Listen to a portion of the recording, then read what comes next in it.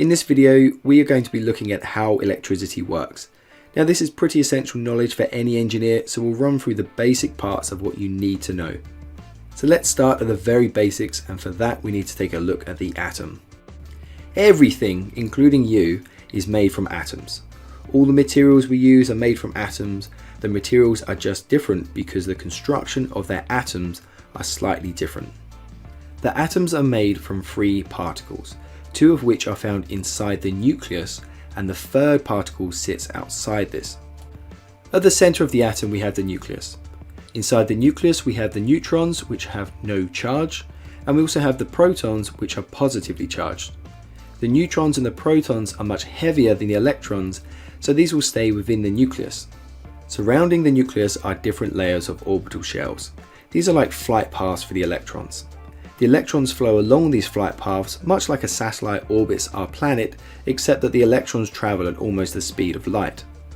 The electrons are negatively charged and they are attracted to the positive charge of the protons.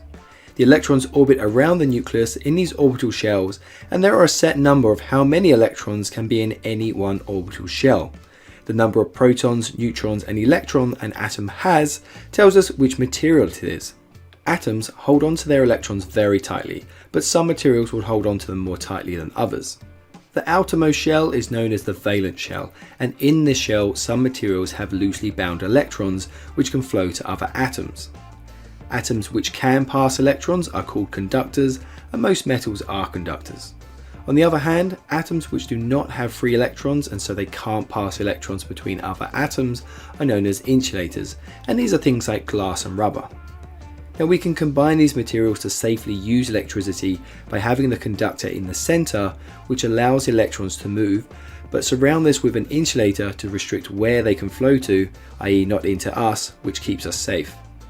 If we look inside a slice of copper cable at the free electrons surrounding the nucleus of the copper atom, you'll see that the free electrons are able to move to other atoms, but this happens randomly in any direction. If we then connect the slice of copper cable to a closed circuit with a power source, such as a battery, then the voltage will force the electrons to move, and these will then all flow in the same direction to try and get back to the other terminal of the battery. When I say circuit, this just means the route which electrons can flow along between the two terminals, the positive and the negative, of a power source. So we can add things into their path like light bulbs, and this means that the electrons will have to pass through this in order to get to the other terminal, and so we can use this to create things such as light. The circuit can even be open or closed. In a closed circuit, that means the electrons can flow around, and in an open circuit, this means that the electrons are not able to flow. Voltage is a pushing force of electrons within a circuit. It's like pressure in a water pipe. The more pressure you have, the more water can flow. The more voltage you have, the more electrons can flow. But what does a volt mean? Well, a volt is a joule per coulomb, and a joule is a measurement of energy or work, and a coulomb is a group of flowing electrons. We'll have a look at what a coulomb is in just a second though.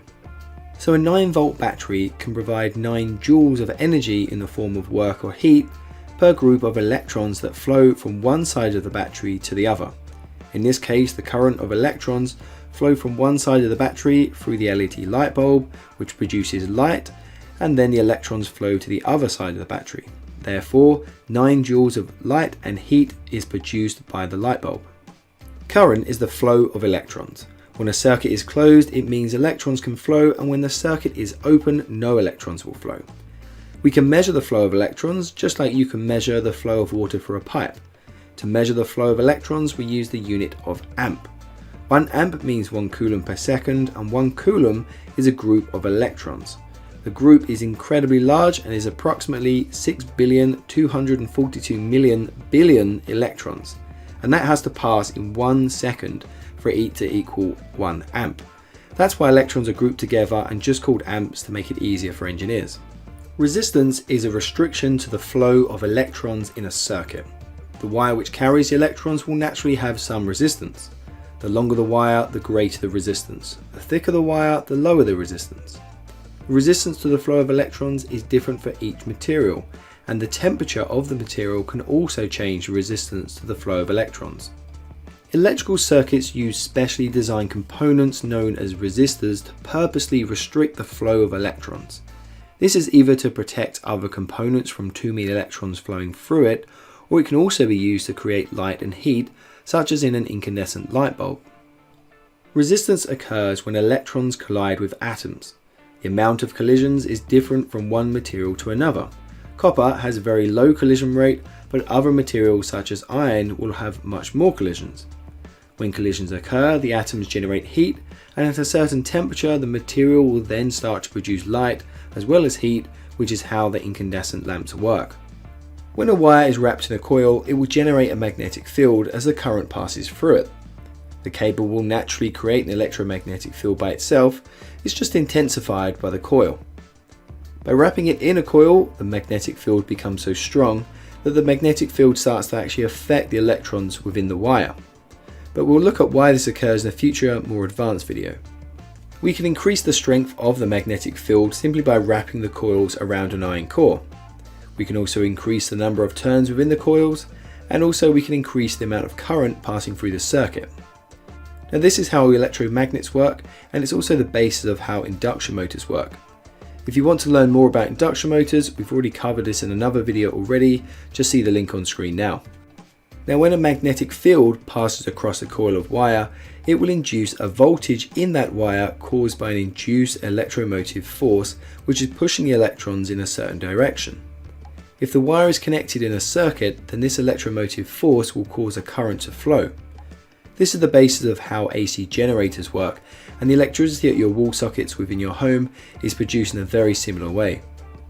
Transformer. Now we can combine all of the aspects together that we've just covered, and when we do so we'll see that we can use one coil to generate electricity, and then we can place two other coils in very close proximity to each other but not touching, and this will create a transformer. The transformer will induce a voltage from the first or the primary coil over into the secondary coil, and this will force electrons to flow if the coil in the secondary side has a closed circuit. Now what's important about the transformer is that we can increase or decrease the voltage between the primary and the secondary coils simply by changing the amount of coils on either side. Again, this is a subject all by itself, so we'll cover this in a more advanced video later on. Now something else which I just want to briefly mention is the capacitor. So a capacitor forces positive and negative charges to separate across two plates when it is connected to a power supply. This causes a build-up or store of electrons within an electric field. When the power supply is cut or interrupted, these charges will then be released, flow up and meet again.